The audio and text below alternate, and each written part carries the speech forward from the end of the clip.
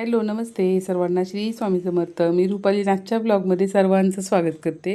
अधिक महिन्यातील शेवटचा दिवस होता आणि आईची ओटी भरण्याचं राहूनच गेलं असतं, तर म्हणलं चला घरातली सुरुवात म्हणजे देवपूजेपासून केली. पहिल्यांदा रांगोळी काढून घेतली बाहेर आणि त्यानंतर म्हणलं चला आता देवपूजा झाली की एक काम झाल्यासारखं होतं आणि घरातलं वातावरण आपोआपच बरं का खूप छान होतं. त्याच्यामुळे मला आहे ना सकाळची देवपूजा झाली की माझ्या मनाला खूप प्रसन्न वाटतं. तुम्हाला पण असं वाटतं का? नक्की मला कमेंट करून सांगा. तर चला आता म्हणलं सकाळची सुरुवात मी ना पहिल्यांदा परीच्या पप्पांच्या डब्यापासून केली. डबा वगैरे बनवायला घेतला तोपर्यंत परीने माझी देवपूजा झाल्यानंतरच तिने फरची वगैरे पुसून घेतली बरं का. आणि राहुलनी सकाळी लवकर उठला होता त्याच्यामुळे जरा त्याचा थोडासा आराम करायचा चालला होता. तर परीने मस्त अशी फरची वगैरे क्लीन करून घेतली ना हातानेच पुसली स्वच्छ.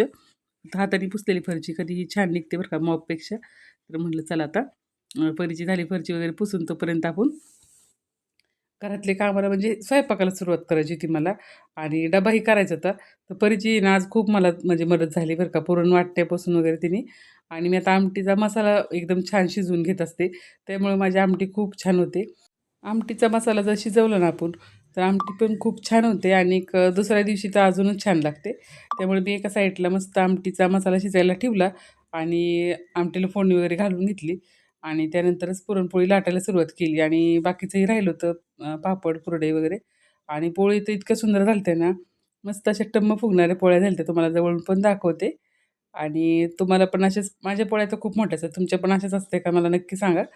तर पुरणपोळीने वाटून दिल्यामुळं पटपट आवरलं आणि मला असं वाटलं, की बाबा आईला, बहिणीला आणि भावजाईला तिघींनाही बोलवलं होतं. तर की कोणाची तरी मदत होईल स्वयंपाकाला. पण आज पूर्ण दिवसच माझं स्वयंपाकामध्ये गेलं बरं का. कसं होतं एकटीने सगळं करायचं म्हणलं, की तसं होतं. सगळ्यांची वाट पाहिली पण असं म्हणजे कोणाचीच मदत मिळाली नाही.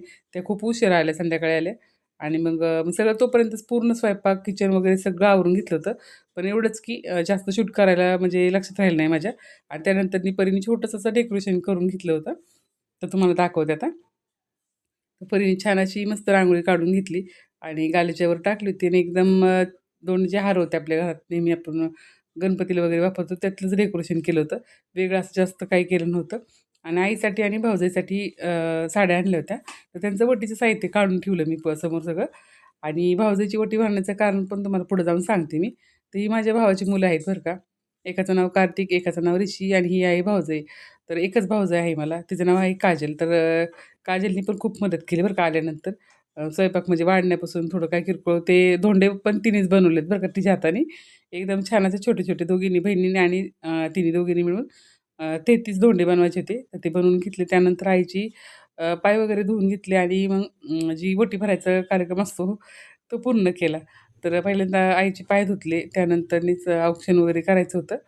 तर जसं मला जमेल असं मी केलं आणि मी माझ्या साध्या सिंपल पद्धतीने केलं बरं का. तर आईने पण छान असा आशीर्वाद दिला आणि त्यानंतर आम्ही ओटी भरण्याचा कार्यक्रम सुरू केला. तर पहिल्यांदा स्वामींना नैवेद्य दाखवून घेतला होता मी. म्हणजे कसं होतं स्वामींना नैवेद्य दाखवला म्हणजे आपण मी कुठलंही माझं कार्य असलं ना, म्हणजे घरातलं कुठलाही मुलांचा बर्थडे जरी असेल ना, तरी मी पहिल्यांदा स्वामींना ओवाळते आणि त्यानंतर मुलांना ओवाळत असते. आणि मला कुठल्याही माझ्या कार्यक्रमात पहिल्यांदा स्वामींना मी मान देत असते बरं का. तर आईला मस्त असं औक्षण करून घेतलं आणि त्यानंतर आईची ओटी भरली आणि ओटीमध्ये नेहमी फळं वगैरे एखादं फळ तरी असावं म्हणून मी केळी आणली होती. तर अशा सणांच्या निमित्तानेच आपण सगळी एकत्र येतो बरं का. आणि रोजच्या धकाधकीच्या जीवनामध्ये असं कोणासाठी कोणाला वेळ मिळत नाही. पण ह्या सणानिमित्तच आपण एकत्र येऊ शकतो आणि त्यासाठीच हे छोटे-मोठे सण असतात. थोडंसं खर्चिक होतात, पण आनंद खूप मोठा देऊन जातात. तर असं वाटतं, की ह्या आठवणी आपण कायम आयुष्यभर आपल्या सोबत राहू शकतात आणि थोडंसं काहीतरी करण्याचा एक उद्दिष्ट असतो.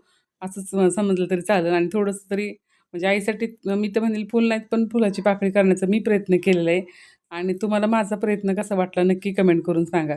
तर चला म्हणलं आईची ओटी वगैरे भरली आणि गजरा दिला, फळं दिलं आणि जेवढं जे आपलं शृंगाराचं साहित्य असतं तेवढं पूर्ण ओटीत दिलं आणि त्यानंतरनी छान असं म्हणजे आईची ओटी भरली ते खूप छान वाटलं. आणि बघा आता आईला मी गजरा लावते, तर आईचं रूप आहे ना अजूनच खुलून येते बरं का गजऱ्यानंतर.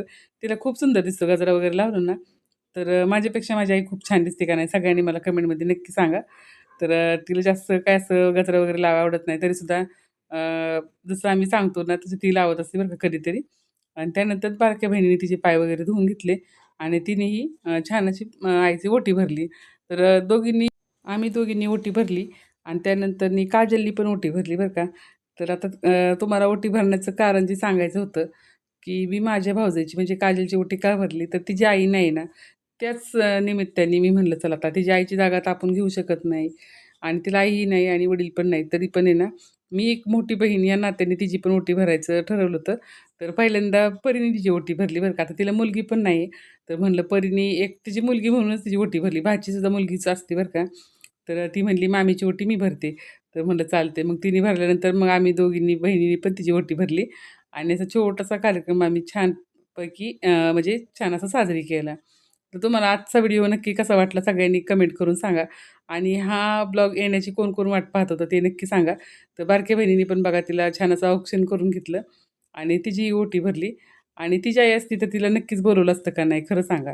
तर त्यामुळेच मी आहे ना एक मोठी बहीण घरात मी मोठीच आहे आणि जशा माझ्या बहिणी अशीच मी माझ्या भावजाईला सुद्धा म्हणजे धरते.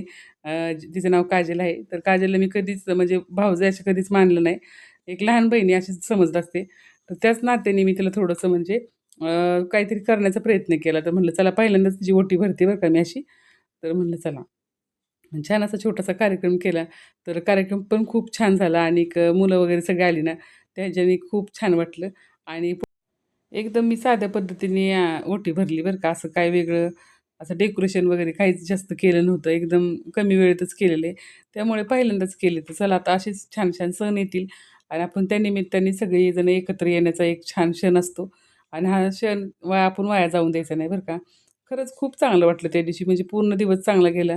पण ब्लॉग येण्याचं उशिरा कारण म्हणजे काय झालं, एका पाठोपाठ मला आहे ना शिलाईचं कस्टमर येत होतं. त्यामुळे मला ना एडिटिंगला पण वेळ मिळत नव्हता आणि ब्लॉग टाकायला पण वेळ मिळत नव्हता. तर चला आता काजलने तर नमस्कार केला आणि छानपैकी मला आता परी माझं औक्षण करणार आहे बरं का. आता परीने पाय वगैरे धुतले आणि परीने इतकी सुंदर साडी माझ्यासाठी घेऊन आली होती ना, तर एखाद्या शॉर्ट व्हिडिओमध्ये तुम्हाला मी नक्की सांगेल, की मला परीने कशी साडी आणली होती आणि आईने आमच्या दोघ्या बहिणीला पण म्हणजे काजलनी आणि आईनी दोघींनी मिळून दोघींनाही बहिणीला साड्या घेऊन आल्या होत्या. तर आम्ही 2 साड्या त्यांना दोघींना दिल्या आणि बहीण पण घेऊन आली होती आईला साडी. आणि त्या दोघींनी पण आमच्या दोघींना 2 साड्या आणल्या असं झालं. तर म्हटलं चला आता परीने पण छान असं औक्षण करून घेतलं आणि मला पण तिने ओटी भरली आणि तिने स्वतःच्या पैशातून परीने माझ्यासाठी एक छान अशी साडी घेऊन आली होती. तर पहिल्यांदाच तिने मला साडी तिच्या पैशातून आणली आणि कलर पण आहे ना पहिल्यांदाच मी असा कलर माझ्याकडे आला असेल, तर तुम्हाला नक्की तो व्हिडिओ तुमच्यासोबत शेअर करेल. ज्यावेळेस मी ब्लाउज आणि साडी घालेल, त्यावेळेस एखाद्या शॉर्ट व्हिडिओमध्ये तुम्हाला दाखवेल. मी पहिल्यांदाच असा कलरची साडी घातलेली बरं का. माझ्याकडे असा कलर नव्हताच आणि तिची इतक्या लहान वयात परीला खूप छान अशी समजूतदार आहे. त्यामुळे मला खूप तिचं कौतुक पण वाटतं आणि तिला सगळ्याच गोष्टी म्हणजे सांगावं लागत नाही. एवढ्या छान ह्याच्याने ती सगळ्या हँडल करत असते. तर आता छान अशी ओटी पण भरते बरं का. न सांगता तिला बऱ्याच गोष्टी पटापट समजून जातात. तर त्यासाठीच मी तिला असं जास्त काही शिकवायची गरज पडत नाही. त्याच्यामुळं ती छान असं मामीपासून तिने सुरुवात केली ओटी कशी भरायची आणि आता गजरा लावायचा राहिला होता आणि ही माझी बहिणीची मुलगी आहे. तर ती सुद्धा आहे ना छान तिने पण माझं औक्षण केलं आणि तिने माझी ओटी भरली. तर ओटी भरल्यानंतर आहे ना तिची मोठी बहीण नव्हती आली म्हणजे अजून एक भाची आहे, ती नव्हती आली. तिला अभ्यास करायचा होता त्याच्यामुळे ती तर काय आली नाही आणि हिला सुट्टी होती त्याच्यामुळे ही तरी आली होती आणि दोघींनी छान परीने आणि आरोहीनी छान असं दोघींनीही आमचं औक्षण केलं, छान आमची ओटी भरली. तर खरंच छान वाटतं ज्यावेळेस मुली आपल्या अशी ओटी वगैरे किंवा कुठल्याही कार्यक्रमात मुलींनी सहभाग घेतला ना तर अजूनच छान वाटतो आणि तो कार्यक्रम छानपैकी असा पार पडला जातो. चला आता आरोहीच्या हातात देत आहे बरं का परी. तर आरोहीने मग माझी ओटी भरली आणि अजून तिला इतकं असं जास्त समजत नाही बरं का, काय असं म्हणजे ओटी वगैरे कशी भरायची असते. पण तरी पण ती प्रयत्न करते. आपण सांगेल तशी करते तरी ती आणि छान तिने असं हे केलं. त्यानंतर तिच्या मम्मीची पण ओटी भरत होती ती. तर अशा कार्यक्रमातूनच मुलांना आणि मुलींना पण शिकायला मिळतं बरं का, की हे कार्यक्रम कसे असतात आणि आपली जी पुढची पिढी आहे, ती आपण जर आत्ता आपण असे छोटे-मोठे कार्यक्रम केले, तर त्यांनाही नक्की शिकायला मिळेल आणि तेही पुढे जाऊन असेच आपल्यासारखे कार्यक्रम छोटे-मोठे करू शकतील आणि कसं होतं, हे असे छोटेसेच कार्यक्रम असतात, पण मुलांसाठी ना खूप शिकण्यासारखं काही गोष्टी असतात. तर आपण आपल्या मुलांसाठी तरी आहे ना, भविष्यात त्यांना नाती कशी म्हणजे सांभाळता येतील आणि नाते कसे टिकवून ठेवायचे हे त्यांना एक आपल्यापासूनच आयडिया येते राहते. त्यामुळेच आहे ना, आपण हे असे छोटे कार्यक्रम नक्कीच करावेत, असं मला तरी वाटतं बरं का. आता तुमचं पण काय मत असेल तर मला नक्की कमेंट करून सांगा. आणि जसं आपण घरातलं वातावरण ठेवलं तसंच आपली मुलंही आपल्याकडून शिकत असतात. तर चला हे छोट्याशा ओटी भरण्याच्या कार्यक्रमातून खूप छान असं शिकण्यासारख्या गोष्टी असतात. तर चला आता स्वयंपाक पण झाला होता. इकडं जावई आणि सासरे दोघेजण मस्त टीव्ही बघत बसले होते. तर जेवण वगैरे झाली सगळ्यांची आणि आता काजल पण निघाली होती. मुलांना उद्या शाळेत जायचं त्याच्यामुळे तिने बॅगीसकट आली होती. बॅगी घेऊन आली होती. तर म्हटलं चला आता दोघांनाही राहुलने आणि तिच्या पप्पांनी दोघांनी सोडून आले आणि मग आता बहीण राहिली होती. तर बहीण आणि माझे वडील पण त्यांना सोडून तसेच जाणार होते. का तर आमची इथं खूप पाण्याची अडचण आहे. त्यामुळे जास्त कोणी राहिले पण नाही आणि आता मुलांच्या शाळेमुळं खरंच राहायला मिळतही नाही. तर बहीण पण पुण्याला जाणार होती आणि वडील पण घरी जाणार होते. फक्त आईच त्या दिवशी राहिली. तर आजचा ब्लॉग तुम्हाला कसा वाटला नक्की कमेंट करून सांगा. सर्वांना श्री स्वामी समर्थ. जय जय स्वामी समर्थ.